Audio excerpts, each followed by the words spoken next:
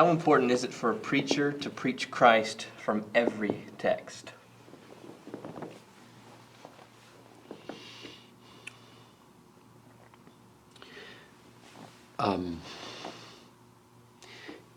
It's an ambiguous question. See if I can give the two ways I'm hearing it. It's important that every sermon from a Christian preacher be a Christian sermon. Meaning a sermon that if a Jewish person or a Muslim person heard it, they wouldn't like it.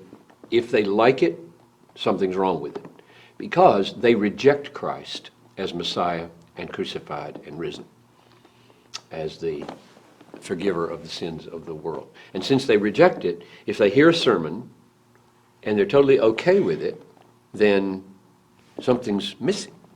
And that's where preaching Christ. So the sermon should somehow communicate this is all based on and aiming toward work of Christ, glory of Christ. However, I don't think there's any particular way that needs to be made explicit. In other words, when you preach on Proverbs, go to the ant, thou sluggard, consider her ways and be wise, you want to preach what's there and show that there are moral lessons to be learned from God's providence in the world, but you will somehow connect that with what makes you a Christian. You're not a Christian because you look at ants and feel them to be especially helpful morally in setting a good example of discipline. That doesn't make anybody a Christian. And so if you just preach, let's all be more diligent because ants are, and God says to, that's not a Christian sermon.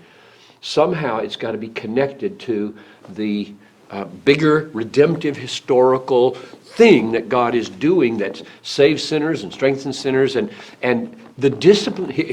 Let's just use that text as an example. What makes that sermon finish is that what you want in preaching discipline is Christian discipline. Discipline that's dependent on the Holy Spirit. Discipline that's not earning your salvation. Discipline that's the fruit and not the root of your acceptance with God. And all of that takes you to the cross. And so somehow or other, preachers, wherever they're preaching in the Bible, must somehow, and I don't want to dictate how, make it plain. This is a Christian sermon. It's got Christian roots. Christ is at the root. The glory of Christ is at stake. And I think there's hundreds of ways to do that.